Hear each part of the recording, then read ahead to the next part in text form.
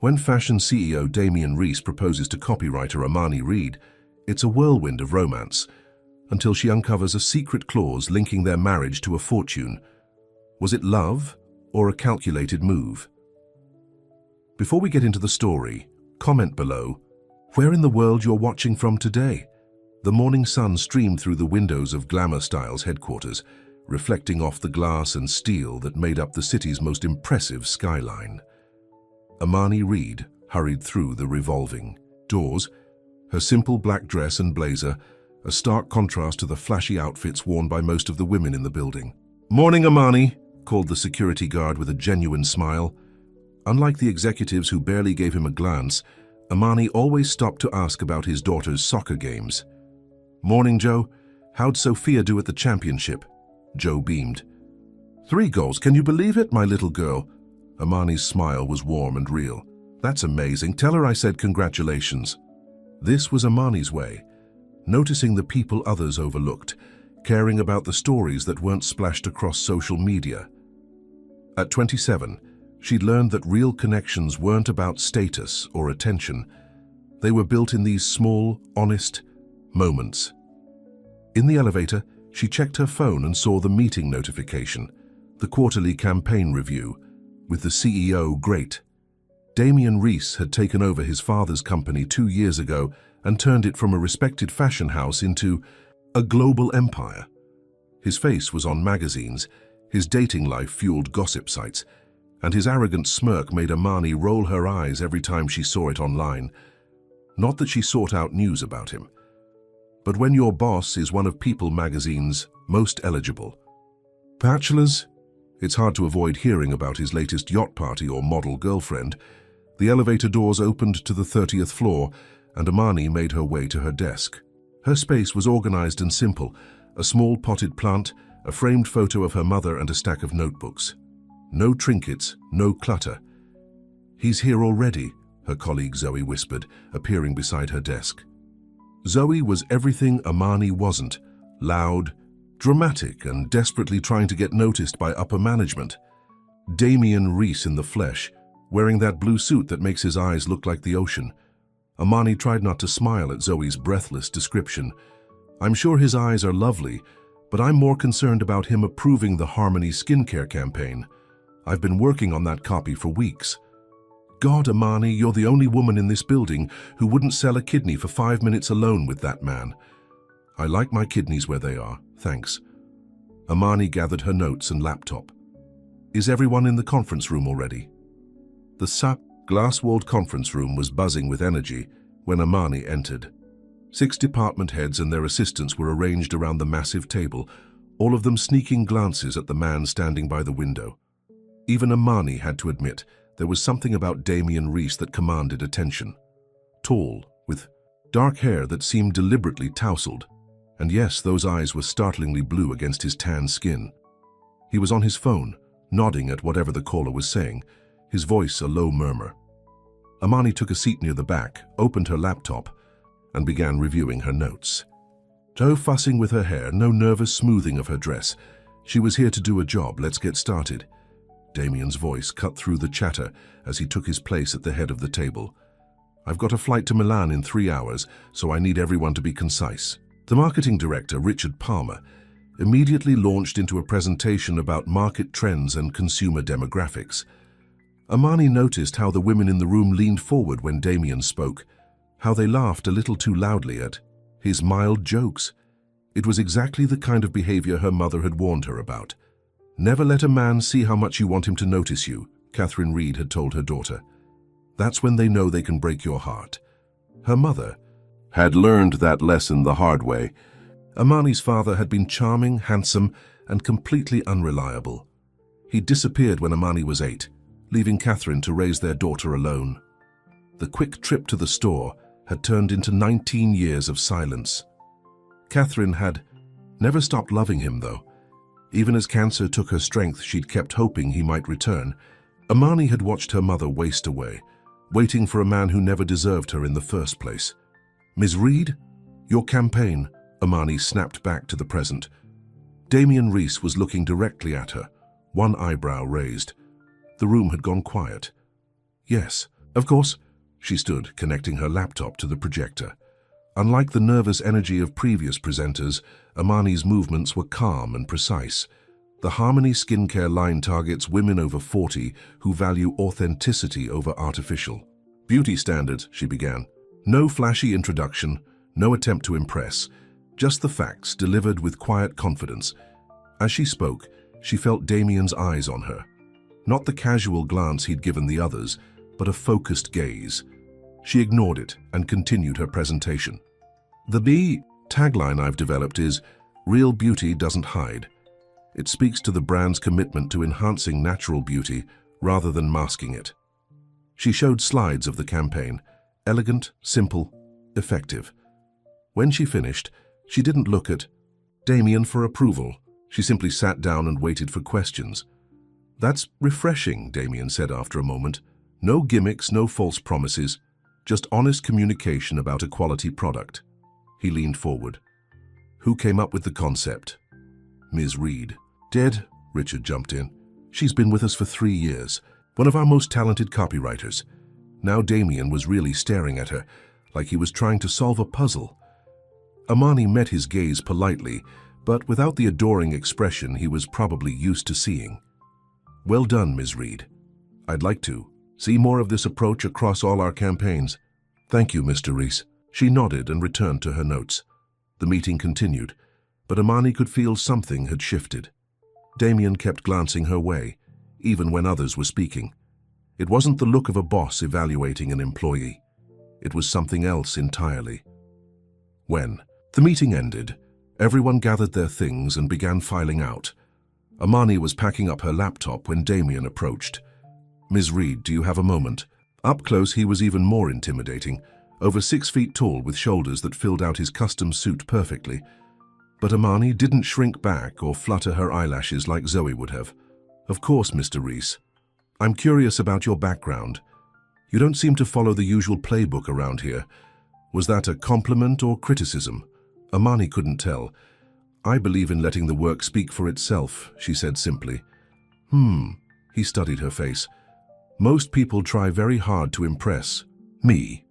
I'm trying to impress the consumers who will buy our products," Amani replied. "They're the ones who matter." A flicker of surprise crossed his features, followed by something that looked almost like delight. "That's an unusual perspective in this building." He tilted his head. "Have dinner with me tonight. I'd like to hear more about your ideas." And there it was. The inevitable moment when men like Damien Rees revealed what they really wanted. Amani had seen it before. The powerful man mentoring the younger employee, only to expect something. In return, "Thank you for the offer, Mr. Rees, but I have plans this evening." Her tone was professional, not cold but not inviting either. "Tomorrow then." "I'm afraid I'm quite busy this week." She closed her laptop case. "But I'm happy to schedule a meeting through your assistant if you'd like to discuss the campaign further." Damien blinked, clearly not used to rejection. "A meeting?" "Yes, sir." Amani gave him a polite smile. "If there's nothing else, I should get back to work." For a moment, he just stared at her. Then he laughed, a genuine sound of surprise and amusement. "By all means, Ms. Reed, don't let me keep you." Amani nodded and walked past him, aware of his eyes following her out of the room. She didn't look back. "He asked you to dinner and you said no." Zoe was practically hyperventilating in the break room later that day. "Are you insane? Do you know how many women would kill for that chance?" Amani calmly stirred her tea. "It wasn't appropriate. He's the CEO. He's Damien freaking Rees. He dated that Victoria's Secret model last year, and that Italian actress, and now he's asking you to dinner?" "Exactly my point," Amani said. "Men like that don't seriously date women like me. They get bored, they move on, and then you're left, trying to do your job with a broken heart and office gossip following you everywhere." Zoe rolled her eyes. "Not everything is a tragic love story, Amani. Sometimes gorgeous, rich men just want to have dinner with smart women, and I just want to do my job without complications." Amani checked her watch. "I need to finish the Ocean Breeze copy before 5.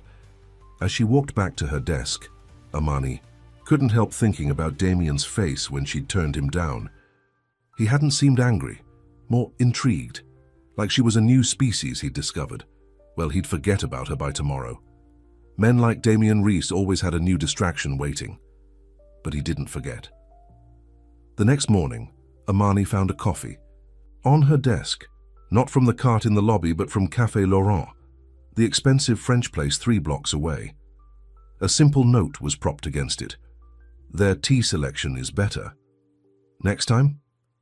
DR. Zoe nearly fainted when she saw it. He remembered you don't drink coffee. That's it, he's in love with you. He's bored, Amani corrected her, and I'm a novelty. But even as she said it, she felt a strange flutter in her chest. She pushed the feeling away and got to work. That afternoon, Damien appeared at her desk, not with a grand gesture, but casually, as if he happened to be passing by. Ms. Reed, I need someone to review the copy for the Milan fashion show. Richard suggested you. Several nearby co-workers stopped typing, openly staring now. Of course. Amani kept her voice even. When do you need it?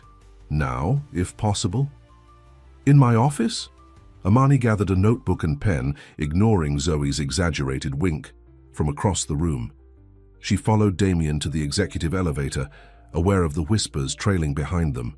His office took up half the top floor, all glass and modern art, with a view that stretched across the city. Amani had never been up here before. Please sit. He gestured to a sleek sofa, rather than the chairs facing his desk. This felt less like a work meeting by the second, but Amani kept her expression neutral as she sat down. Damien didn't immediately join her. Instead, he went to a sideboard and poured 2 glasses of water. I realized I don't know how you take your tea, he said, handing her a glass, but everyone drinks water. Thank you. She accepted it, surprised by the thoughtful gesture.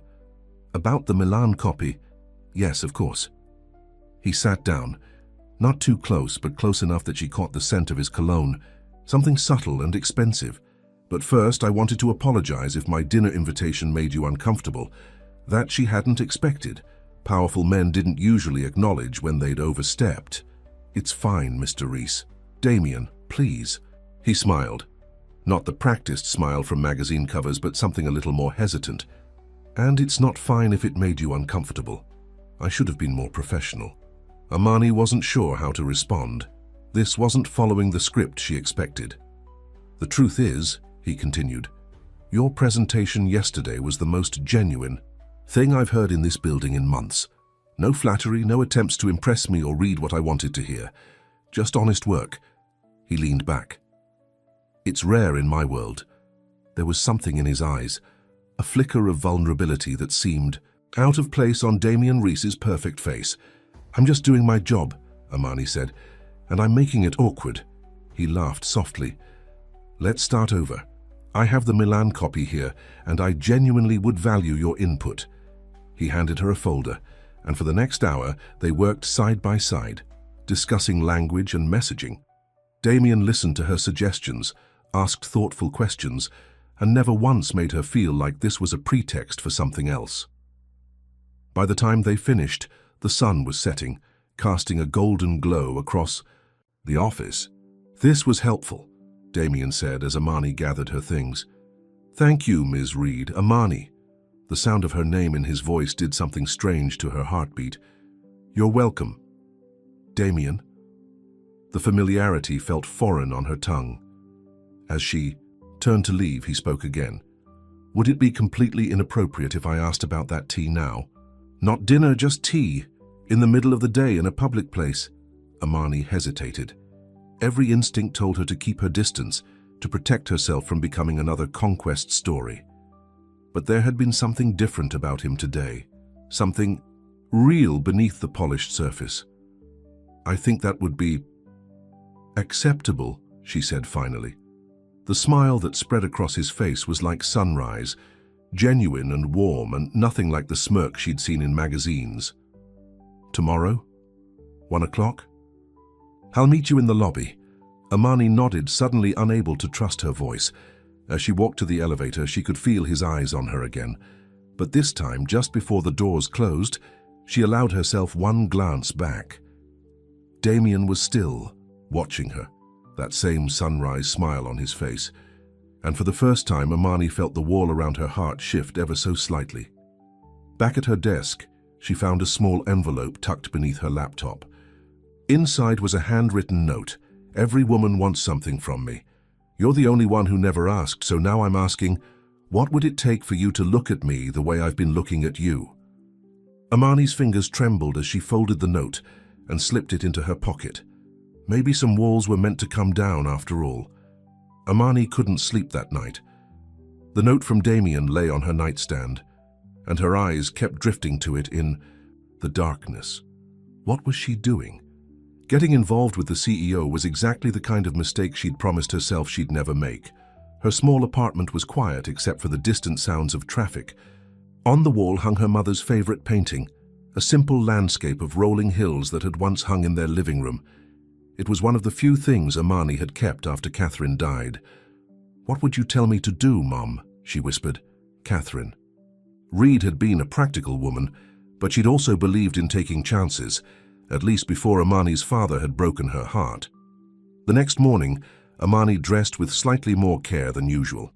Nothing flashy, just a dark green dress that brought out the warmth in her brown skin and made her eyes look more amber than brown. "Look at you," Zoe exclaimed when Amani arrived at work. "Hot date?" "Just tea," Amani said, though her stomach fluttered at the thought. "With the CEO?" Zoe wiggled her eyebrows. "Half the women in this building are plotting your death right now." "It's a professional meeting," Amani insisted, but Zoe just laughed. "Sure, honey. That's why he's been staring at the elevator every time it opens for the past hour." Amani glanced toward the executive hallway.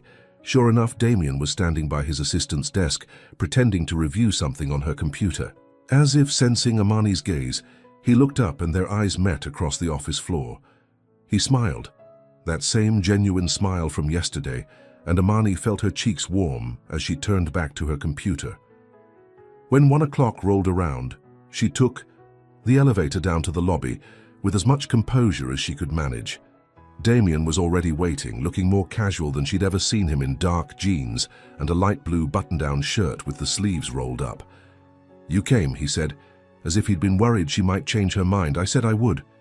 Amani adjusted the strap of her purse. "Where are we going?" "There's a tea shop 2 blocks from here. They import leaves from all over the world." He held the door open for her. "Unless you have another place you prefer." Outside, the spring air was mild, flowers blooming in planters along the sidewalk. They walked side by side, an awkward distance between them. Not quite friends, definitely not colleagues anymore. "I found your note," Amani said finally. Damien ran a hand through his hair, looking almost nervous.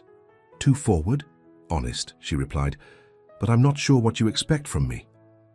They stopped at a crosswalk, waiting for the light to change. Damien turned to face her. "I don't expect anything, Amani. That's what makes you different." His blue eyes were serious. "Every relationship in my life comes with expectations. Business partners want profit. Board members want growth. Women want..." He trailed off. "Status? Money? Your connections?" Amani supplied. "Yes, and I've always been fine with that arrangement." The light changed, and they began walking again. "Until I saw you in that meeting, you looked right at me and saw just a person. Not Damien Rees, CEO, just a man you had to present to." The tea shop was small and elegant, with shelves of colorful tins lining the walls. The hostess clearly recognized Damien, her eyes widening as she led them to a private table in the back. "The jasmine pearl tea is excellent," Damien said once they were seated, "but they have over 50 varieties." Amani studied the menu. "I'll try the Darjeeling." After they ordered, a strange silence fell between them. Amani found herself noticing details she hadn't before. The slight crease between his eyebrows when he concentrated, the way one corner of his mouth lifted slightly higher than the other when he smiled. "Tell me about your family," Damien said. Suddenly, the question caught her off guard. Most men talked about themselves on dates, not that this was a date. "It's just me now," she said. "My mother died 3 years ago. Cancer. I'm sorry." His sympathy seemed genuine. "You were close?" Amani nodded. "She raised me alone. My father left when I was 8. Went to the store for milk and never came back. She gave a small, humorless laugh. Classic story. Damien's expression darkened. Not classic, unforgivable. The intensity in his voice surprised her. Their tea arrived, providing a welcome distraction, as the server arranged delicate cups and pots on the table. "What about your family?" Amani asked once they were alone again. Damien added a small amount of honey to his tea. "My father built the company. He was demanding. Excellence was the minimum expectation." He took a sip from his cup. "My mother lives in France now.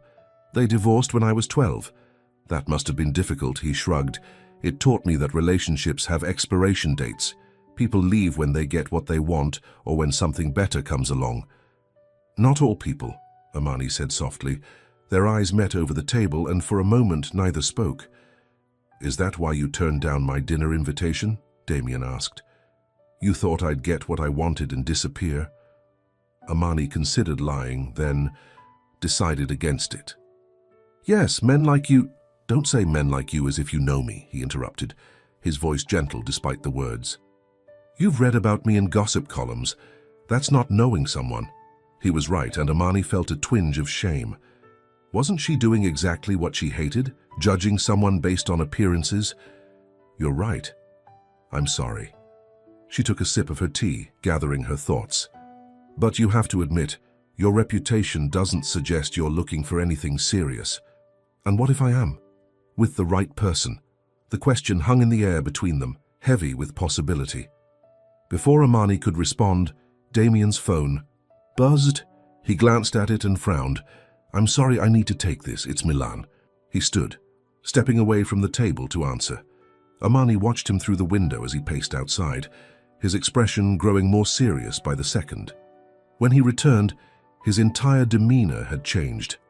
"I have to go," he said, placing money on the table. "There's a problem with the venue for the fashion show. I need to fly out tonight." Disappointment washed over Amani, sharper than she expected. "Of course. You have a company to run." Damien hesitated, then reached across the table and took her hand. His touch was warm, confident. "I want to continue this conversation, Amani. When I get back." "When will that be?" "A week, maybe 2. He squeezed her hand gently. "Will you wait?" The question carried more weight than its simple words suggested. Amani knew what he was really asking.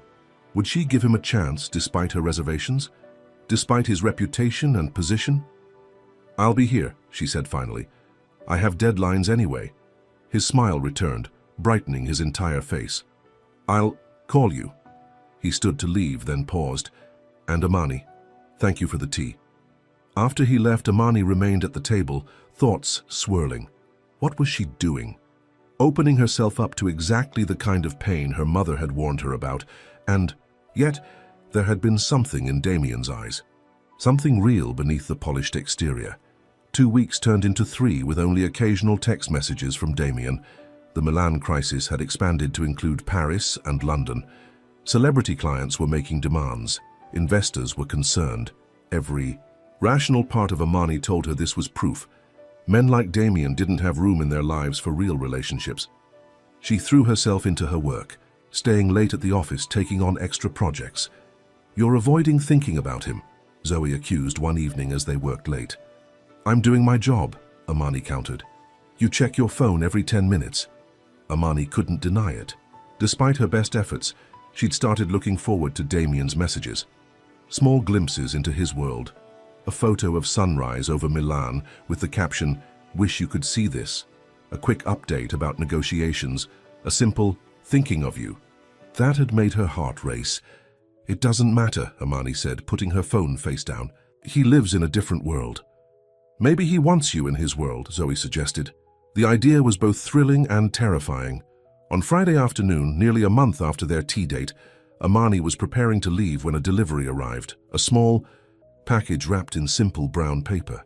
Inside was a tin of Darjeeling tea with a note, "I'll be back tomorrow, have dinner with me." Amani's hands trembled slightly as she texted a response. "Yes." His reply came immediately. "I'll pick you up at 7, send me your address." That night, Amani stood in front of her closet, suddenly hating everything she owned. Her practical wardrobe seemed woefully inadequate for dinner with a man who dated supermodels. She finally chose a simple black dress, the one her mother had insisted she buy for special occasions. Catherine had always believed in being prepared for unexpected happiness. At precisely 7 u, her doorbell rang. Amani took a deep breath, smoothed her dress and opened the door. Damien stood there looking more handsome than she remembered in a charcoal suit with no tie. His hair was slightly damp, as if he'd just showered, and he held a small bouquet of wildflowers. "You look beautiful," he said, his eyes taking her in. "Thank you," Amani replied, suddenly shy. "Come in for a moment while I get my purse." Damien stepped inside, glancing around her small apartment with interest. She'd cleaned frantically that afternoon, but her home was still modest. Bookshelves lining one wall, simple furniture, her mother's painting. "This is nice," he said, and to her surprise, he seemed to mean it. "It feels like you." "It's not exactly a penthouse," Amani said, grabbing her purse. "I've lived in penthouses my whole life," Damien replied. "They're usually cold and impersonal."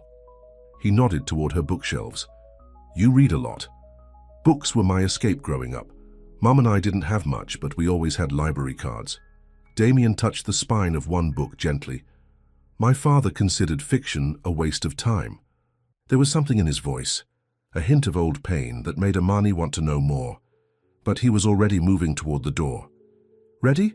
"I made reservations at Lupo's." Lupo's was one of the most exclusive restaurants in the city. Impossible to get into without connections and a month-long waiting list. "How did you get a reservation on such short notice?" Amani asked as they walked to his car, a sleek black Mercedes that probably cost more than she'd make in 5 years. Damien gave her a small smile as he opened the passenger door. "I may have called in a favor. The owner's son interned at Reese last summer." The restaurant was everything Amani expected, elegant, understated, with soft lighting and discreet service. They were led to a private table in a corner alcove, away from curious eyes. "I thought you might prefer privacy," Damien explained. "People tend to take photos when I'm out." Of course, dating Damien Reese would mean living in a fishbowl. Another reason to guard her heart.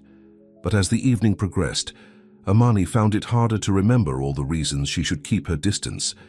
Damien was attentive, asking questions about her childhood, her dreams, her opinions on everything, from books to politics.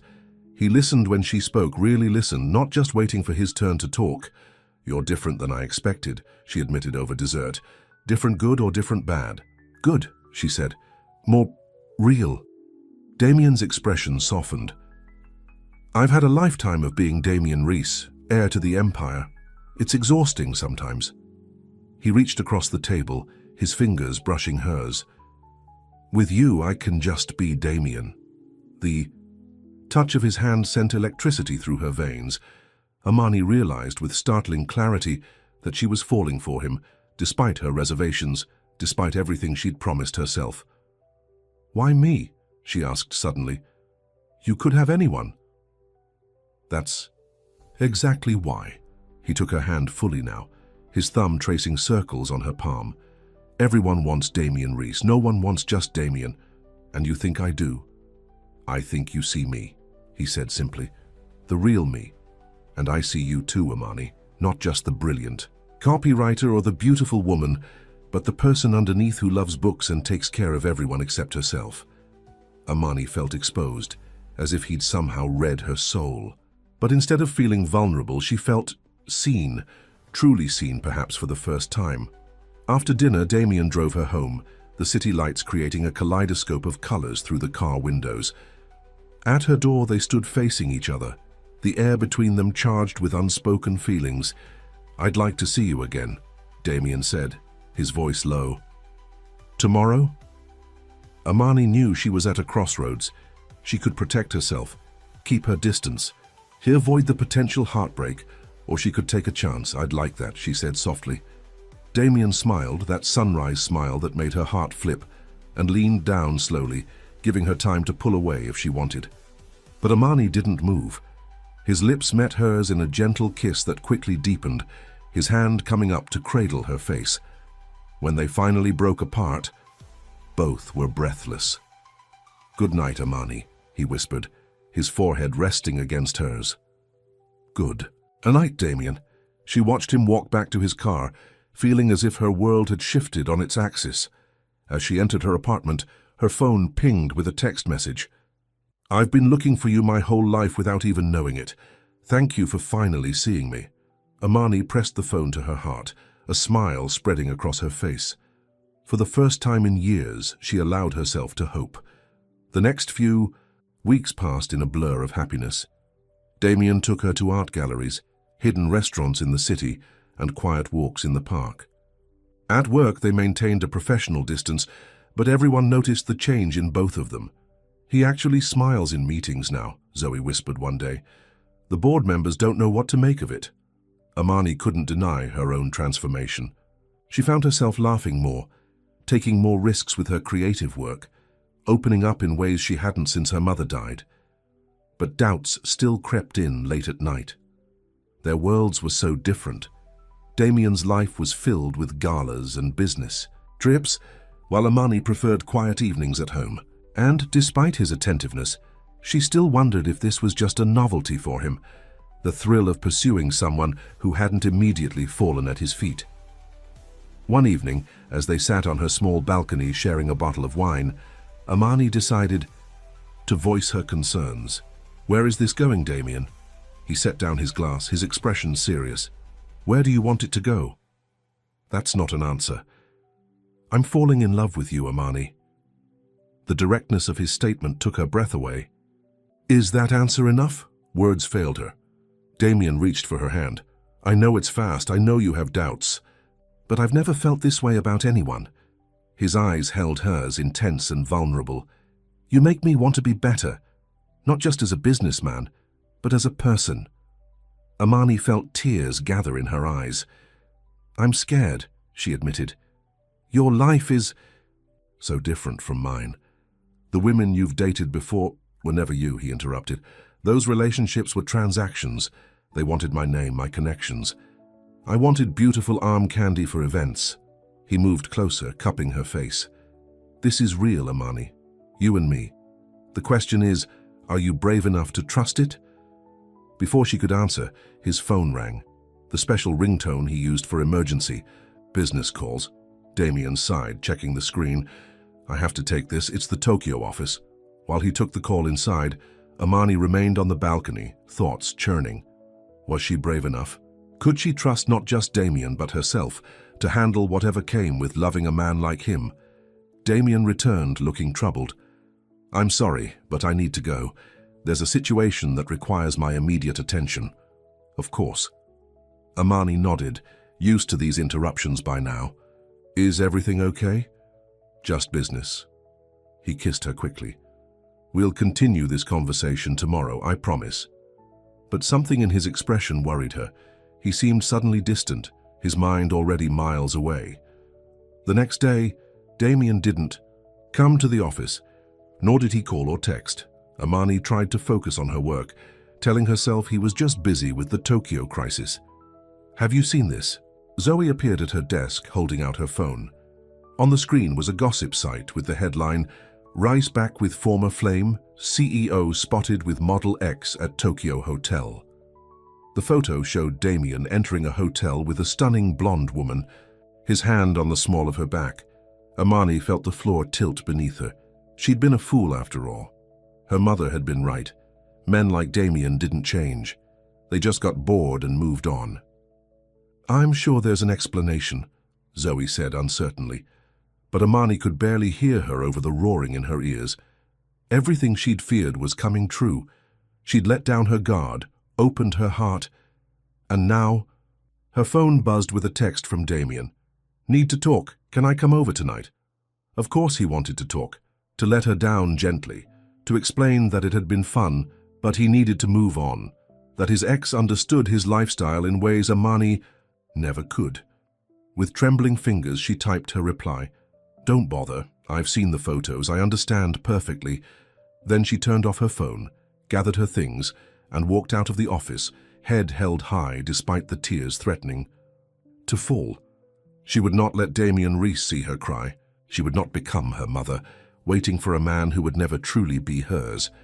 This time, Amani was the one who wouldn't look back. Amani spent the weekend in her apartment, blinds drawn, ignoring the constant buzzing of her phone. She alternated between anger and heartbreak, replaying every moment with Damien, searching for signs she'd missed. Had it all been a game to him?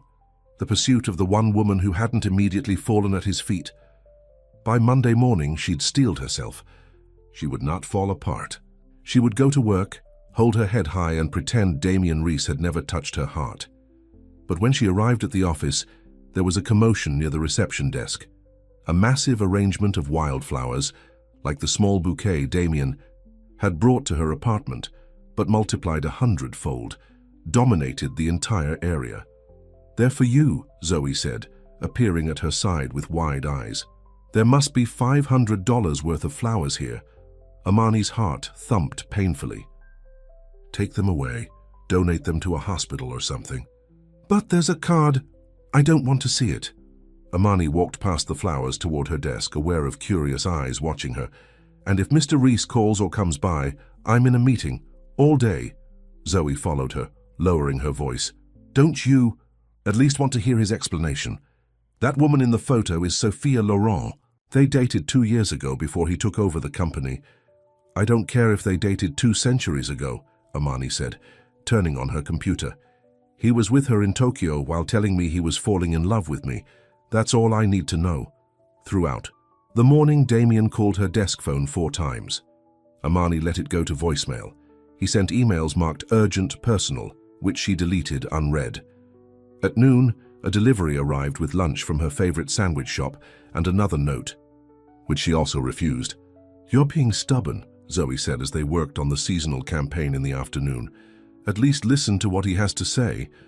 "I've heard enough," Amani replied, though a tiny part of her wondered. What if there was an explanation?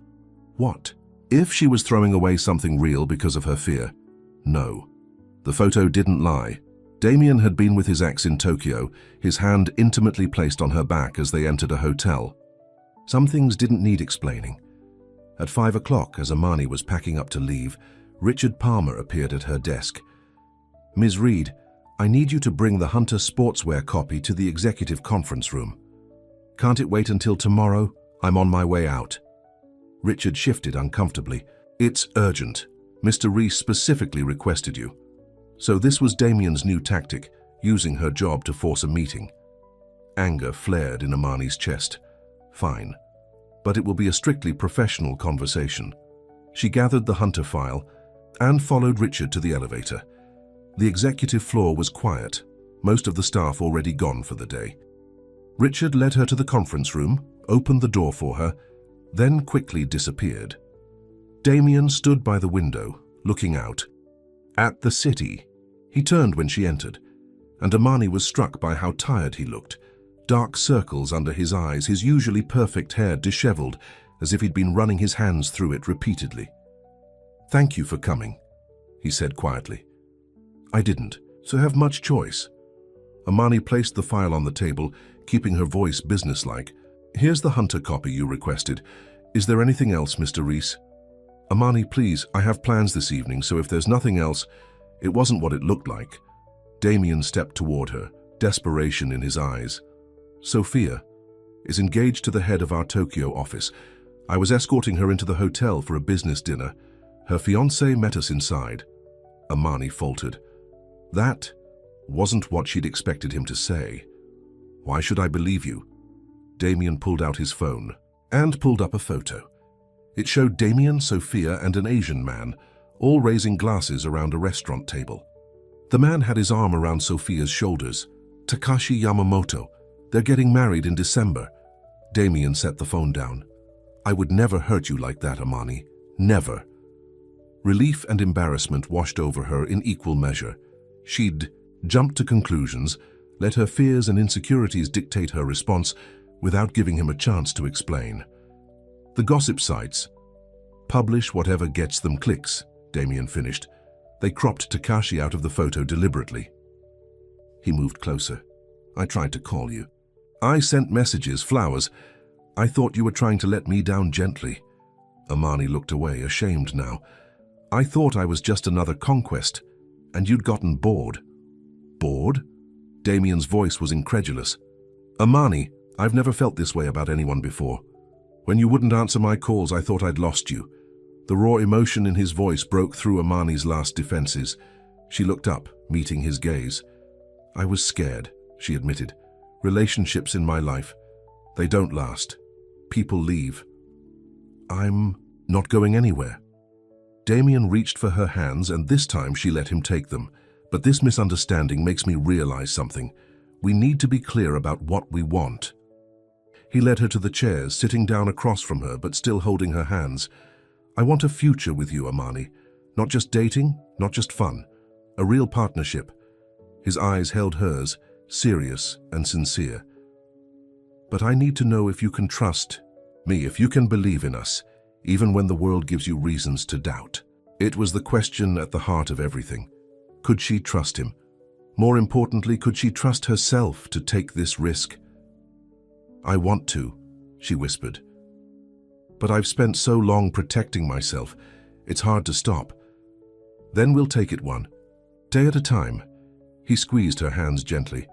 All I ask is that you talk to me before you walk away. Give me a chance to explain. Can you do that?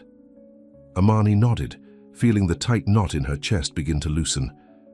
I'm sorry I didn't listen. And I'm sorry I didn't call you from Tokyo the minute I heard about those photos. Damien stood, pulling her to her feet and into his arms. I should have known how it would look. Wrapped in his embrace, Amani felt the last of her anger dissolve. She had almost thrown away something precious because of fear and mistrust. Can we start over? She asked against his chest. Damien pulled back slightly, looking down at her with that sunrise smile. How about we just continue where we left off? He brushed a strand of hair from her face. I believe I was telling you that I'm falling in love with you. This time Amani didn't hesitate. I'm falling in love with you too. His kiss was gentle at first, then deepened with a hunger that matched her own. When they finally broke apart, both were breathless. Have dinner with me tonight, Damien asked. My place this time. I want to cook for you. The idea of seeing Damien's home, his private space, sent a thrill through her. You cook? I have many hidden talents, he said with a smile. Some I'm still discovering myself. Damien's penthouse occupied the top floor of a sleek building overlooking the river. Floor-to-ceiling windows offered a breathtaking view of the city lights reflecting on the water.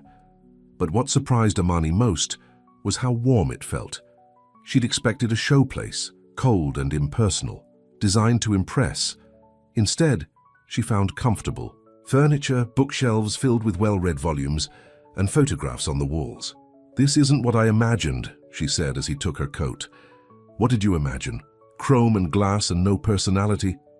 Damien laughed. That was my father's aesthetic. I prefer to actually live in my home. The kitchen was spacious and modern, but clearly used. Ingredients were already laid out on the counter. Fresh vegetables, herbs, pasta. Red or white? Damien asked, opening a wine cabinet. Red, please. He poured 2 glasses, handed her one, then began chopping vegetables with surprising skill. Where did you learn to cook? Amani asked, leaning against the counter to watch him. My grandmother. She lived with us until I was 15. A fond smile crossed his face. She was the only one who saw me as more than the Reese heir. She'd sneak me down to the kitchen when my father was away on business trips. Amani sipped her wine, watching his confident movements. You miss her. Every day. Damien looked up from the cutting board. She would have liked you. She always said I needed someone who would see past the name. As he cooked, Damien told stories about his childhood, the pressure of being groomed to take over the company, his brief rebellion in college when he'd considered becoming a photographer. Instead, his complicated relationship with his father. When he died, everyone expected me to be devastated, Damien said, as he stirred the sauce. The truth is, I felt free. For the first time, I could run the company my way. Be the man I wanted to be, not the one he tried to shape. And who is that man? Amani asked softly. The one you want to be? Damien turned to face her, his expression serious. Someone worthy of a woman like you. Someone who builds things that last, not just a company, but a life, a family someday. The word family hung in the air between them, weighted with possibility. Dinner was delicious, pasta with a rich sauce that Damien confessed had been his grandmother's recipe. They ate at the small table in the kitchen rather than the formal dining room, and Amani found herself relaxing completely for the first time since they'd met. This was the real Damien, not the polished CEO or the society page fixture, but a man who cooked to remember his grandmother, who read the same books Amani loved, who looked at her across a kitchen table with such tenderness it made her heart ache. After dinner, they moved to the living room with fresh glasses of wine.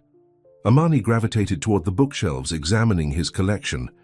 "You have first editions," she said with surprise, carefully touching the spine of an old volume.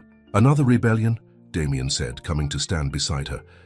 "My father thought collecting was a waste of money, unless it was art that appreciated in value.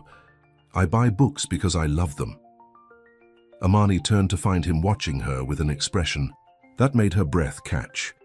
Without a word, he took her glass and set it aside, then drew her into his arms. His kiss was different this time, not gentle, not tentative, but certain and deep. Amani melted against him, her hands sliding up to his shoulders, then into his hair. When they broke apart, both were breathing heavily. "Stay with me tonight," Damien whispered against her lips. "Not because I'm Damien Reese, or because I have this penthouse or run a company. Stay because I'm just a man who is completely in love with you." For answer, Amani kissed him again, putting everything she felt into the contact. All the fear and doubt fell away, leaving only this moment, this man, this feeling of coming home after a lifetime of searching. Later, as they lay tangled in his sheets, Amani's head resting on his chest, Damien traced patterns on her bare shoulder. "What are you thinking?" he asked. "That I never expected this," she admitted. "You, us, any of it. Does it scare you still?" Amani considered the question. "Yes," she said honestly, "but not enough to make me run away." Damien tightened his arms around her. "Good, because I wouldn't let you get far." She lifted her head to look at him. "Damien Reese, are you saying you'd chase me? Across continents if necessary?" His blue eyes were serious despite his smile. "Now that I've found you, Amani Reed, I'm never letting you go." The next morning, Amani woke to sunlight streaming through the bedroom windows and the smell of coffee. Damien was sitting on the edge of the bed, already dressed in suit pants and a white shirt, watching her with a smile. "Good morning, beautiful," he said, leaning down to kiss her forehead. "I have a meeting I can't reschedule, but there's breakfast in the kitchen. Stay as long as you like." Amani stretched, pulling the sheet up. "What time is it?" "Just after 7. I've left a key on the counter. Use it to lock up if you leave, or—" He hesitated. "Keep it. Come back any time. This place feels more like home with you in it." The casual offer of a key should have triggered all of Amani's warning signals. Instead, she felt only a warm glow of happiness. "That's a big step," she said. "The first of many, I hope." Damien kissed her properly this time, then stood. "I'll call you later." After he left, Amani wandered through the penthouse wearing one of Damien's shirts. In the kitchen, she found a full breakfast waiting. Fresh fruit, croissants, coffee, in a carafe. And beside the promised key, a single wildflower with a note. For all the mornings to come. She was falling hard and fast, and for once, she wasn't fighting it. The next few months passed in a blur of happiness. Damien and Amani settled into a relationship that surprised them both with its ease. At work, they maintained professional boundaries, but everyone knew they were together. "You've changed him," Richard told Amani one day after a meeting. "He listens more, considers different perspectives. The board is impressed." Amani had changed, too. She took more creative risks, spoke up more in meetings, stopped hiding her light. With Damien's encouragement, she applied for and received a promotion to Creative Director of the Lifestyle Division. "You earned it," Damien insisted, when she worried people would think it was favoritism. "Your work speaks for itself." Their lives began to intertwine in ways both large and small. Damien cleared out half his closet for her things. Amani introduced him to her favorite hole-in-the-wall restaurants. They spent quiet weekends reading on his balcony or exploring hidden corners of the city. It wasn't perfect. They had arguments, misunderstandings, moments of doubt.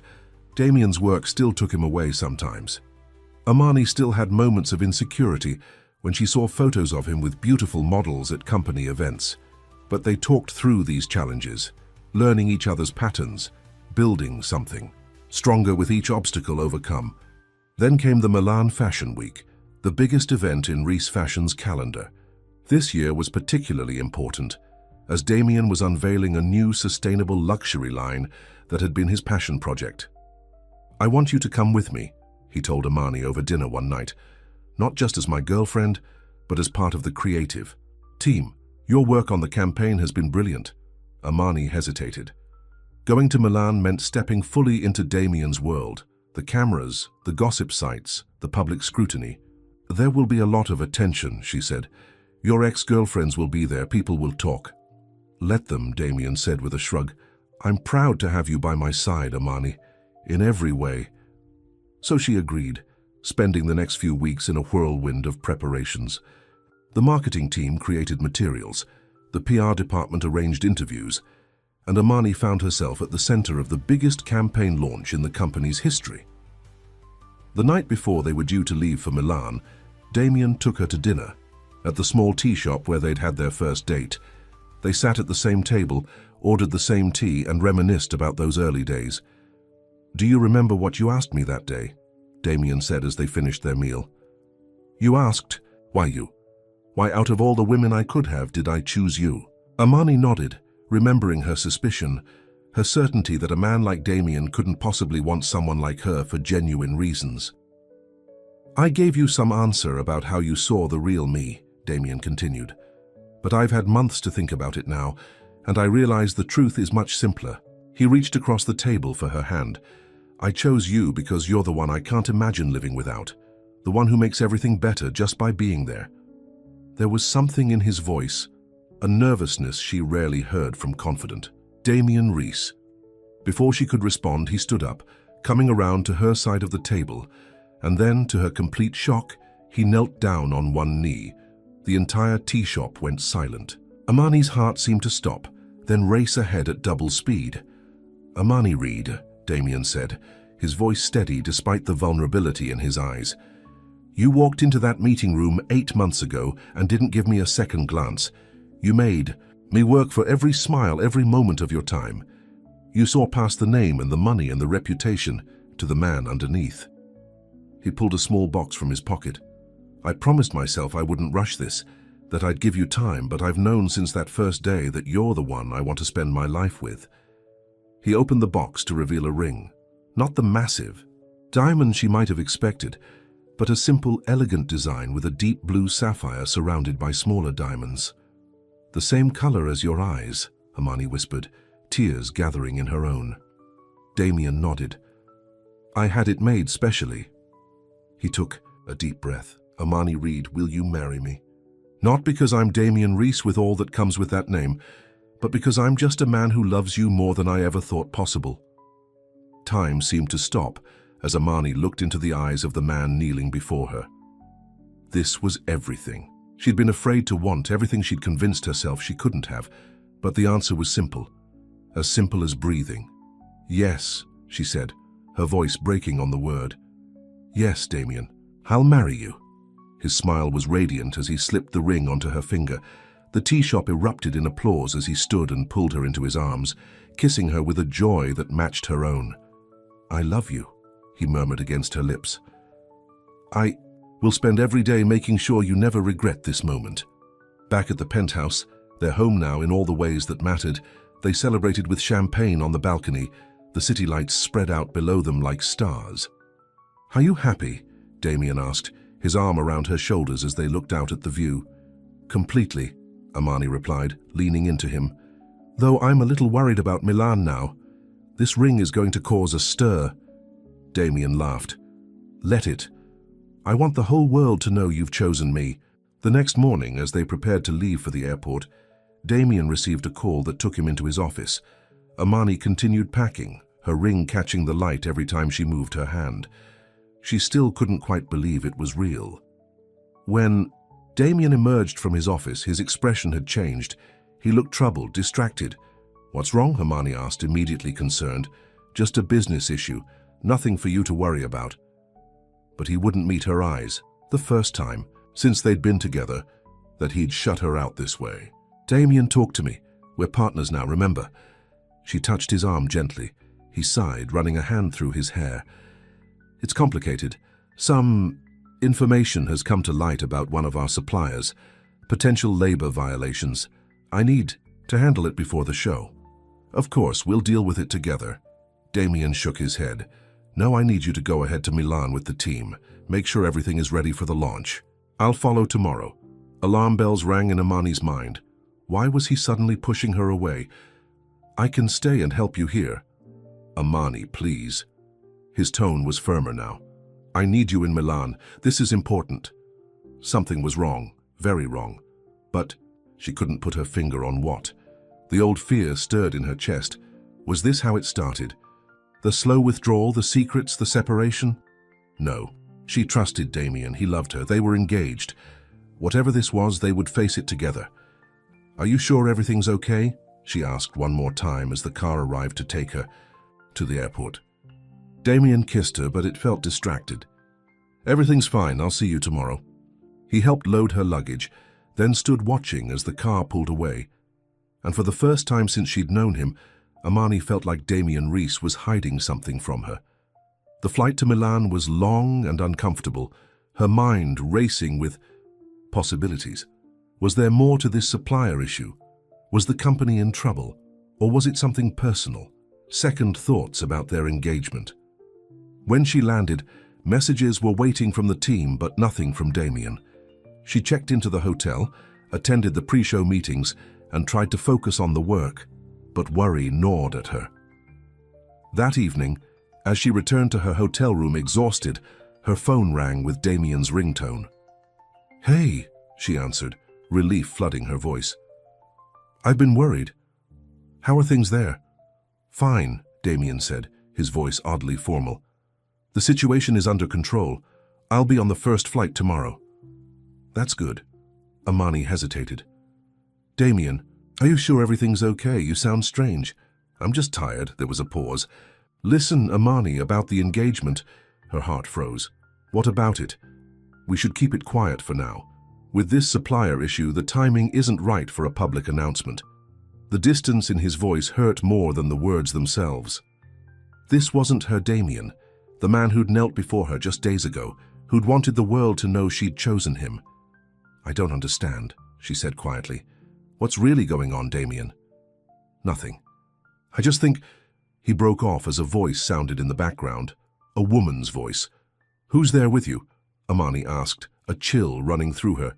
"Just my assistant. We're working late." But there was a hesitation, a fraction of a second, too. "Long, Damien, tell me the truth. What's happening?" She was fighting tears now, the old fears rising up to choke her. "I have to go. We'll talk tomorrow when I arrive."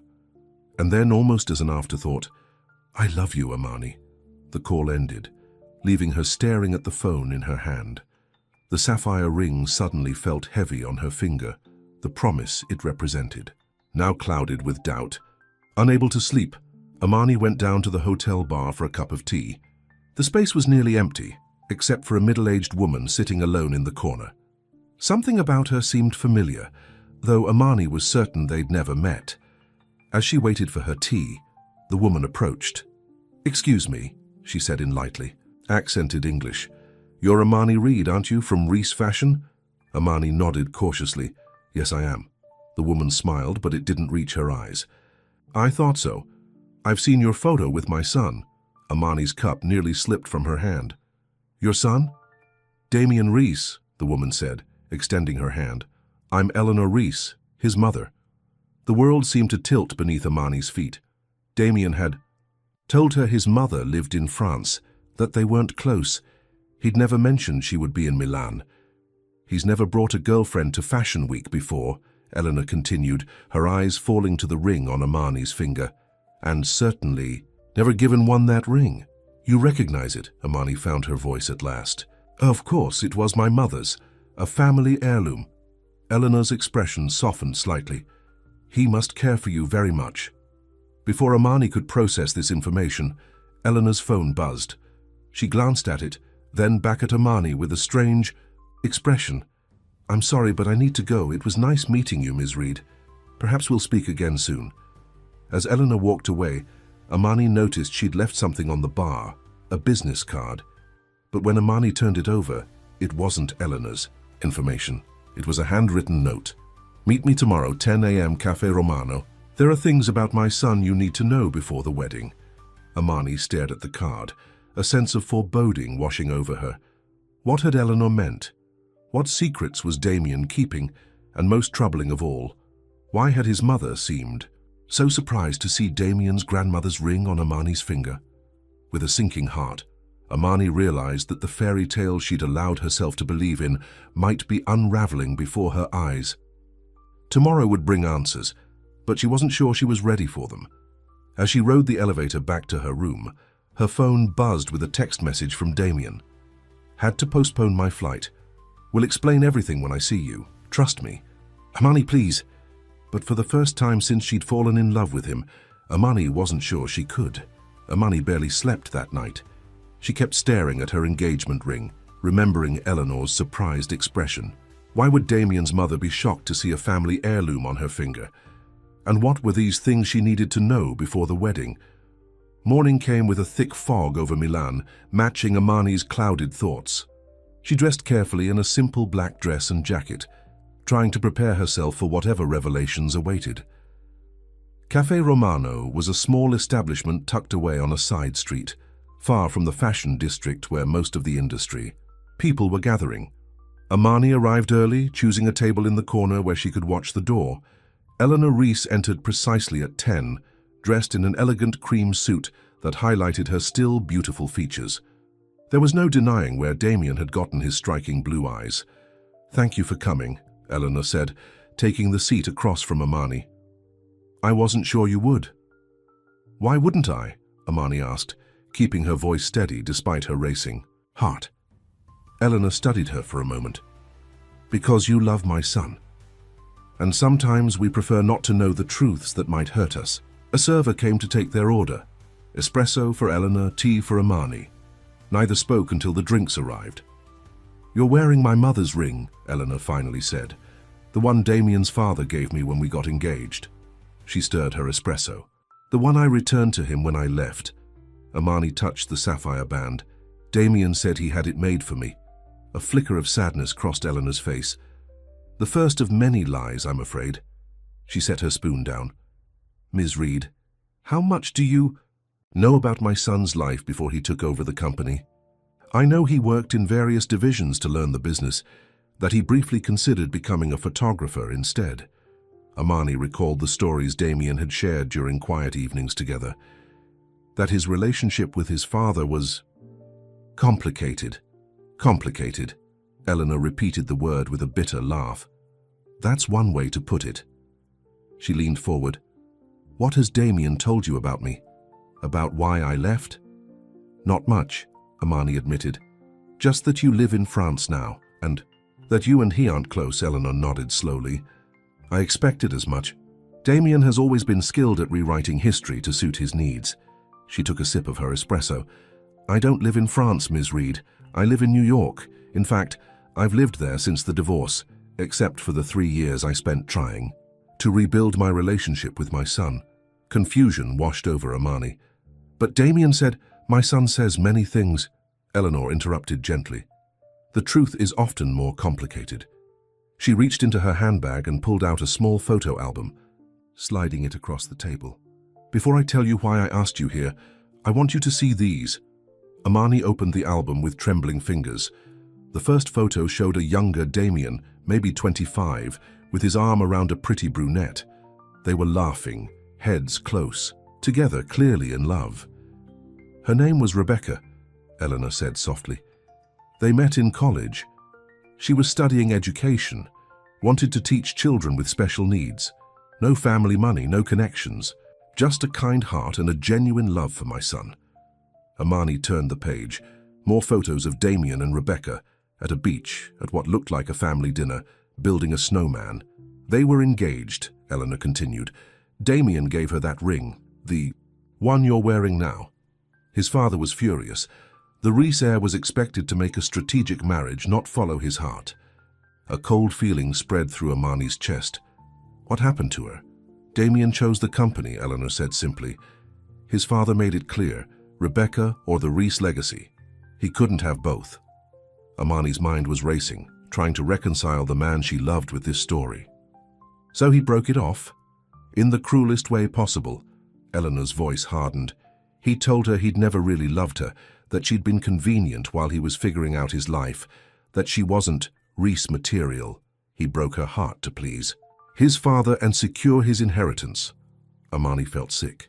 This didn't sound like her Damien, the man who cooked for her, who listened to her dreams, who looked at her with such tenderness. I left Robert, Damien's father, shortly after, Eleanor continued. I couldn't stomach what he'd turned our son into. I tried to maintain a relationship with Damien, but he was already becoming his father's creation, cold, calculating, focused only on power and success. She turned to the last page of the album. It showed Eleanor with a woman who looked like an older version of the Rebecca in the earlier photos. Rebecca and I stayed in touch, Eleanor explained. She eventually healed, married a kind man, had children, but she never forgot how Damien had used and discarded her. Amani closed the album, pushing it back across the table. Why are you telling me this? Why now? Eleanor's eyes were sad, but determined. Because history is repeating itself, Ms. Reed. Last month I received a call from my son. For the first time in years, he wanted to talk. He told me he'd met someone unexpected, who was making him rethink everything. She nodded toward Tyre. Amani, you. So I was hopeful. I thought perhaps finally Damien was breaking free from his father's influence, even after Robert's death. Eleanor sighed. Until yesterday, when I received another call from Robert's old lawyer. Amani's stomach twisted. What did he want? To inform me that Damien had initiated proceedings to access the final portion of his inheritance, the portion that, according to Robert's will, would only be released when Damien married someone befitting the Rees name. The words hit Amani like physical blows. Damien had proposed to her to access his inheritance, their entire relationship, the slow pursuit, the apparent vulnerability, the declarations of love. Had it all been a calculated plan? There's more, Eleanor said gently. The lawyer mentioned that Damien had specified that the marriage would be short-term, a year, perhaps two, before an amicable divorce. Amani felt the room spin around her. She gripped the edge of the table, trying to steady herself. I don't believe you, she said, but her voice lacked conviction. Damien loves me. He told me I'm the only one who sees the real him. Oh, my dear. Eleanor reached across the table, but stopped short of touching Amani's hand. That's what he told Rebecca too, word for word. Tears burned behind Amani's eyes, but she refused to let them fall. Why would he do this? He already runs the company. He has money, power, everything he could want. The final portion of Robert's estate is substantial, nearly half the family fortune. Property, art collections, offshore accounts. Eleanor's expression was grim. But more than that, it's about control. My ex-husband's final way of ensuring Damien remained the man he'd shaped him to be, even from the grave. Amani thought of all the tender moments, all the seemingly honest conversations. Had it all been an act?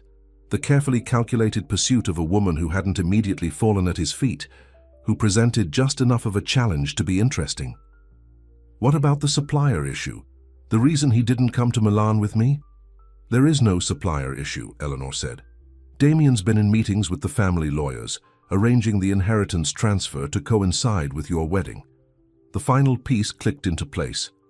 The rush to propose, the insistence that they go public in Milan, the sudden request to keep the engagement quiet once the legal details were being arranged. It all made terrible sense. I should have listened to my instincts, Amani whispered, more to herself than to Eleanor. I knew men like him don't fall for women like me. Don't, Eleanor said sharply. Don't diminish yourself. You're exactly the kind of woman any man should fall for. Intelligent, genuine, principled. My son's failings are his own, not a reflection of your worth. Amani looked down at the sapphire ring, a recycled prop in Damien's performance, not the symbol of love she'd believed it to be. Slowly, she twisted it off her finger and placed it on the table. "Thank you for telling me the truth," she said, rising from her chair. "Before the wedding." "What will you do now?" Eleanor asked. Amani squared her shoulders. "My job. There's a fashion show to launch. After that, I'll figure it out." As she turned to leave, Eleanor called after her. "Ms. Reed, Amani, I'm truly sorry. For what it's worth, I believe my son does have feelings for you. Perhaps not the ones he claimed, but something real nonetheless." "It doesn't matter," Amani replied, surprised to find she meant it. Some things can't be forgiven. Outside, the Milan fog had lifted, the sun breaking through the clouds. Amani walked back toward the hotel, her mind surprisingly clear despite the pain throbbing in her chest. She had been right all along. Protecting herself had been the wisest course. She'd just failed to follow her own advice. At the hotel, the pre-show frenzy was in full swing. The team looked relieved when Amani appeared, immediately pulling her into discussions about last-minute changes and press arrangements. Amani threw herself into the work, grateful for the distraction. When someone asked about Damien's arrival, she simply said there had been delays, but the show would proceed as planned. No one noticed her missing ring. By evening, everything was in place. The venue, a converted historic palazzo, was transformed, with sustainable materials that highlighted the new collection's ethos. Models were being prepped backstage. Fashion editors and celebrities were beginning to arrive.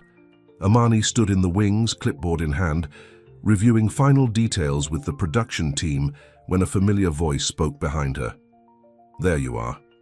She turned to find Damien, impeccable, in a tailored suit, smiling at her as if nothing had changed. He moved to kiss her, but Amani stepped back, maintaining a professional distance. "Mr. Rees," she said coolly, "we weren't sure you'd make it." Confusion flickered across his face. "Amani, what's wrong?" His eyes dropped to her left hand, registering the missing ring. "Where is—" "We need to talk," she cut him off. "But not now. The show starts in 30 minutes and there's still the press to manage." "To hell with the press," Damien said, reaching for her arm. "What's going on?" Amani pulled away from his touch. "I met your mother this morning." All color drained from Damien's face. "My mother? She's here. She had some interesting stories to tell about Rebecca, about your father's will." Amani kept her voice steady, refusing to break down. "About your plans for our short-term marriage." "Amani, I can explain." "I'm sure you can," she interrupted. "You're very good at explanations, Damien. But right now, we have a show to run. We can discuss your inheritance plans afterward." She turned back to the production assistant, dismissing him as if he were just another business associate. Damien stood frozen for a moment, then stalked away toward his reserved seat in the front row. The show was a triumph. The sustainable luxury line received immediate acclaim, with orders pouring in from buyers even before the final model left the runway. Amani watched from the side, pride in the work mingling with the ache in her heart. When the lead designer took his bow, he pulled Amani onto the runway with him, acknowledging her contribution to the campaign. The applause was deafening.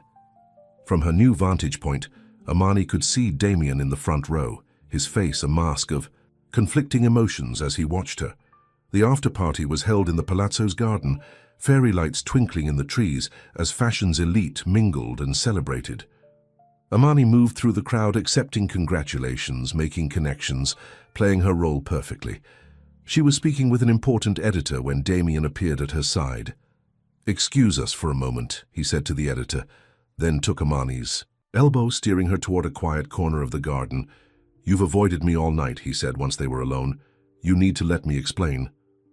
"What's to explain?" Amani asked, the calm in her voice surprising even her. "You needed a wife. To access your inheritance. I was convenient, different enough to be interesting, unconnected enough to be controlled. You played a long game, Damien. I'm almost impressed." "That's not what happened," Damien insisted, running a hand through his hair in frustration. "Yes, My father's will had conditions. Yes, I knew about them, but that's not why I proposed to you. No? Then why the sudden need to keep our engagement quiet? Why the secret meetings with lawyers? Why did you lie about the ring? I panicked, he admitted. When the lawyers contacted me about the inheritance, I realized how it would look to you. I was afraid you wouldn't believe that my feelings for you were real, that you'd see the timing as suspicious. So you lied. Again. Amani shook her head. That doesn't help your case, Damien. The ring, he hesitated. Yes, it was my grandmother's. Yes, I gave it to Rebecca years ago, but I didn't tell you because that relationship has nothing to do with us, except that you discarded her the same way you planned to discard me after securing your inheritance. No. Damien's voice rose, drawing glances from nearby guests. He lowered it with visible effort. Rebecca was different. I was different then, young, under my father's thumb. What I did to her was unforgivable, but I'm not that person anymore, aren't you? Amani met his gaze steadily. Your mother showed me the legal paperwork, Damien. You specified a short-term marriage. For the first time, Damien looked genuinely shocked. What? No, I never... He stopped, realization dawning on his face. Thornfield, my father's lawyer. He must have added that clause without my knowledge. Convenient, Amani said dryly. It's the truth, Damien insisted. My mother has always believed the worst of me. After what happened with Rebecca, she never thought I could change. Can you blame her? No. The single word held a wealth of regret. But Amani, you changed me. When I met you, the inheritance was the furthest thing from my mind. I pursued you because you were the first person who saw past the facade, who challenged me to be better. He reached for her hands, and this time Amani didn't pull away. Call Thornfield yourself. Ask him who requested that short-term clause. It wasn't me. His blue eyes were desperate. I love you, Amani. The real me loves the real you. That's the only truth that matters. For a moment, Amani almost believed him. The anguish in his eyes, the tremor in his voice, it all seemed genuine. But then she remembered how skillfully he'd played the role of a man falling in love, how perfectly he'd said all the right things. I can't do this, she said, pulling her hands free. Even if what you're saying is true, there have been too many lies, Damien. I don't know what to believe anymore. Believe in us, he pleaded. Everything we shared was real, the conversations, the quiet moments, the plans we made. None of that was about an inheritance. Maybe, Amani conceded. Or maybe you're still playing the game, adjusting your strategy now that I've discovered the truth. Damien's face fell. You really think that? After everything we've been through? I don't know what to think anymore. Amani stepped back. I need time, space, away from you and all of this. What are you saying? I'm saying goodbye, Damien. She straightened her shoulders. I'll finish the Milan campaign remotely, then submit. My resignation when I return to New York. Panic flashed across his face. Amani, please. I trusted you, she said, her voice finally breaking. I broke every rule I'd made for myself because I believed you were different. But in the end, you're just like every other man who thinks his wants matter more than a woman's heart. With that, she turned and walked away, disappearing into the crowd. This time, she didn't look back. 1 year later, the small cafe near Central Park was quiet on Tuesday afternoons, one of the reasons Amani loved working there. Her laptop was open, a cup of tea cooling beside it, as she reviewed design concepts for her newest client. After leaving Reese Fashion, she'd taken a risk and started her own creative consulting firm. A year later, Authentic Voice was thriving, with a list of clients who valued Amani's straightforward approach and genuine voice. She was different now, more confident, more willing to take chances professionally, more careful with her heart. The pain of Damien's betrayal had faded to a dull ache that surfaced only occasionally, usually late at night when she allowed herself to wonder what might have been if any of it had been real. The bell above the cafe door jingled, but Amani didn't look up. She was close to finishing the concept for tomorrow's presentation and wanted to maintain her focus. Is this seat taken? The familiar voice sent a jolt through her entire body. Slowly, Amani raised her head to find Damien Reese standing beside her table. looking both the same and utterly different. He was dressed simply, jeans and a sweater rather than his usual tailored suits. His hair was slightly longer, and there was a new maturity in his face, as if the year had aged him more than it should have. "What are you doing here?" Amani asked when she found her voice. "Looking for you," Damien said simply. "May I?" He gestured to the empty chair across from her. After a moment's hesitation, Amani nodded. Damien sat down, his movements careful, as if afraid she might bolt. "How did you find me?" she asked. "I didn't, actually. I come here sometimes, too." A small smile touched his lips. "The owner makes tea the way you like it." Amani studied his face, searching for signs of the manipulative man she'd fled from a year ago. What she saw instead was exhaustion, hope, and something that looked remarkably like humility. "You look well," Damien said. "I've seen the website for Authentic Voice. You're doing amazing work." "Thank you." Amani closed her laptop. "What about you, still running the empire?" A shadow crossed his face. "No, actually. I stepped down as CEO 6 months ago." This was the last thing Amani had expected. "Why?" "Many reasons." Damien's fingers traced patterns on the wooden table. "After you left, I did a lot of thinking about the man I'd become, the choices I'd made, about my father's influence even from the grave." He met her eyes. "I realized I didn't like who I was when power was my priority." "So you just walked away?" Amani couldn't keep the disbelief from her voice. "Not completely. I'm still on the board, still involved in the sustainable initiatives we started. But the day-to-day leadership, I gave that to people who wanted it for the right reasons." "And what are you doing now?" A genuine smile spread across his face. "Photography, actually. I went back to my first love. I've been documenting grassroots environmental projects around the world." He pulled out his phone, showing her a few images, stunning photographs of community gardens in urban settings, solar installations in remote villages. Despite herself, Amani was impressed. "These are beautiful, Damien." "Thank you." He put the phone away. "But that's not why I wanted to see you. I need to tell you something, and then I'll leave you alone if that's what you want." Amani tensed. "I'm listening." "After you left Milan, I confronted my mother." Damien's voice was steady, his eyes never leaving Amani's. "She admitted that she'd lied to you about the short-term marriage clause. There was never any such thing in the paperwork." Amani felt her breath catch. "Why would she do that?" "To protect you," Damien said simply. "She saw in you what she wished. She'd been strong enough to walk away from a Reese man before he destroyed her. She couldn't bear to see another woman go through what she did. And the inheritance, your father's will? That part was true. Half the family fortune was contingent on my marriage to someone my father would approve of." A bitter smile twisted his lips. "The irony is he never would have approved of you. You're too independent, too principled. He would have seen those qualities as threats rather than strengths." Amani absorbed this information slowly. "So you didn't plan to marry me for the money?" "No." Damien leaned forward.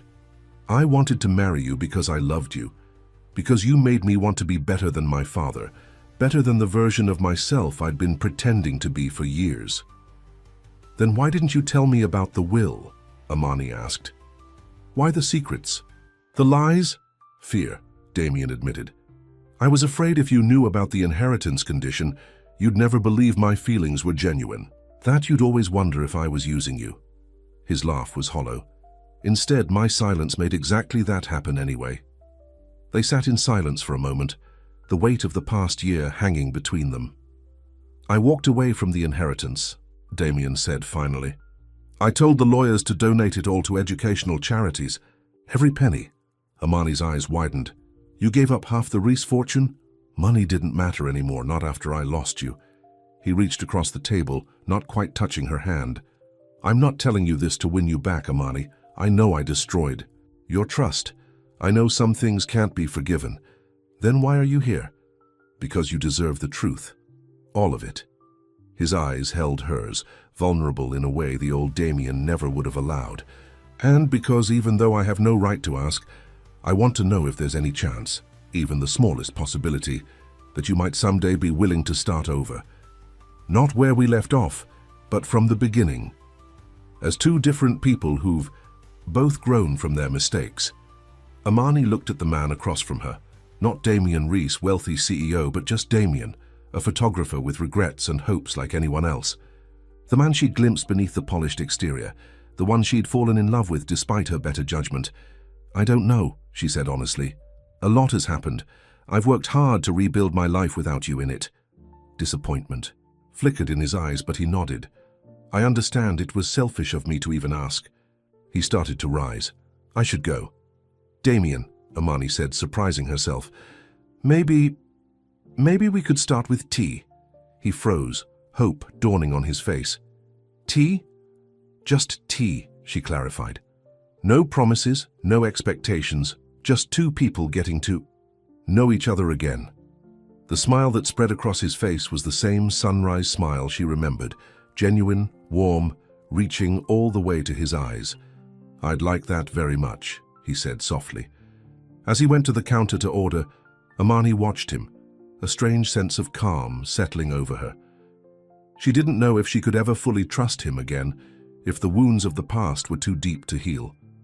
But perhaps this new Damien, the one who'd walked away from power and fortune to find himself, deserved the chance to show her who he'd become, and perhaps she too was different enough now to protect her heart while still leaving it open to possibility. When Damien returned with two steaming cups, their fingers brushed as he handed hers over. The brief contact sent a familiar warmth through her, a reminder of what they'd once shared. "To new beginnings," he said, raising his cup slightly. "To the truth," Amani countered, meeting his gaze steadily. "Whatever it turns out to be." Outside, spring sunshine filtered through the cafe windows, casting patterns of light across their table. A new season, a fresh start. Nothing guaranteed, nothing promised, but for the first time in a year, Amani allowed herself to look back, not at what she'd lost, but at what might still be found. The end.